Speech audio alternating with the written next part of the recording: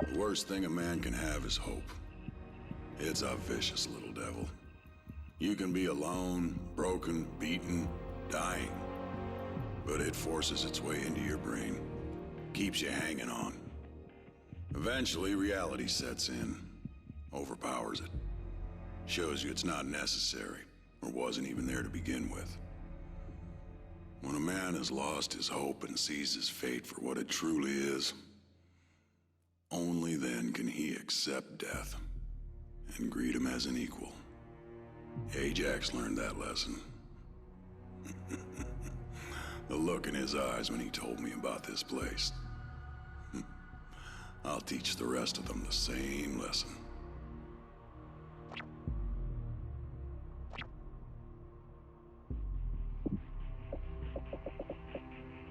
David Hesh Walker, Lieutenant, United States Army. Still hard to imagine the world without Dad. Nothing makes sense without him here. Keep replaying that day over and over in my head. If I just would have been stronger, a little faster, he'd still be here with me. And the only thing keeping the guilt away is the thought of finding Rorke and making him pay. We're launching an operation to take him down, to hit the Federation hard. Wherever he is, Logan and I will find him, and we'll send him back to whatever part of hell he crawled out of.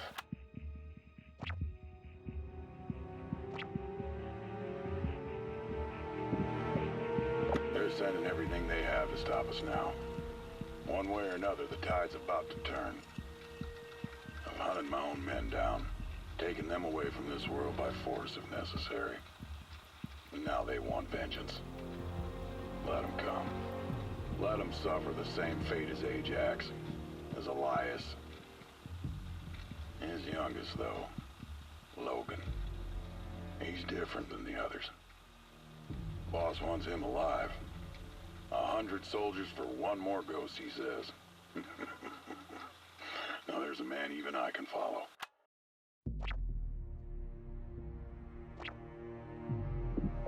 The satellite array allows us to control it from the ground, giving us a safer approach than what was originally planned. All firing platforms can be utilized at the same time, or individually, should the occasion present itself. We have carved out a section of Earth under the array for a command center. We can even launch platforms from the same area. We have sent up so many of these things that I have started to lose track. From reports gathering from the crew, everything is running smoothly. I would expect nothing less.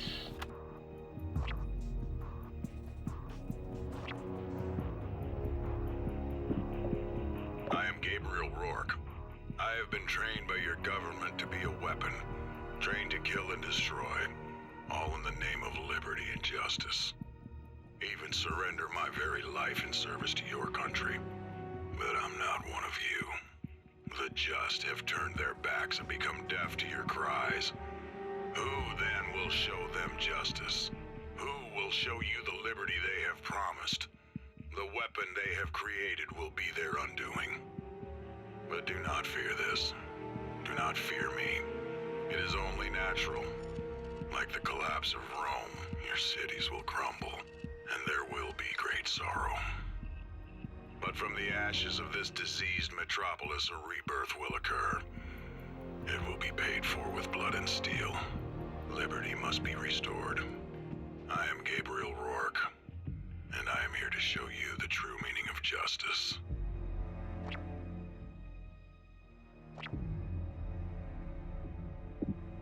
My name is Elias T. Walker. I'm a captain in the United States Army. Retired.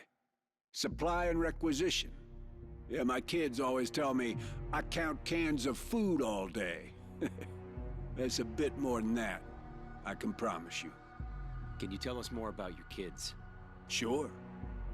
There's David, my oldest. He's 28. Likes to go by the name Hesh. He joined up the day he turned 18. He's one of the best soldiers we have in the field today. Then again, maybe I'm biased. My youngest, That's Logan. Well, he reminds me a lot of his mom. Logan always follows David. I mean, always.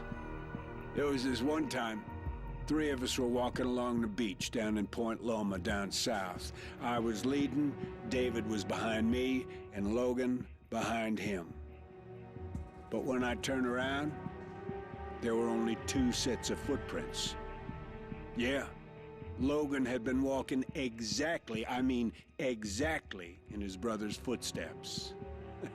Like I said, he always follows his brother.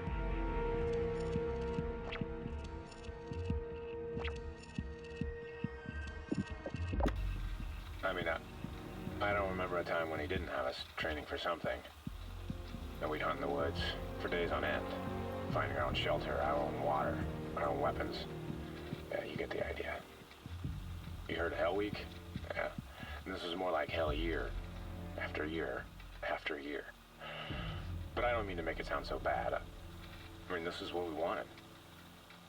Dad always said we could quit at any time, go grab some fast food and pig out in front of the TV all night. But Logan and I, you know, we wanted more. Out there, we learned to guard each other, to hunt, speak without speaking. And we became men. We were a team. And every time we came out of the woods, Dad would ask us what we learned. Always protect each other. And we've never forgotten. Logan's got my back, and I got his. He's my brother.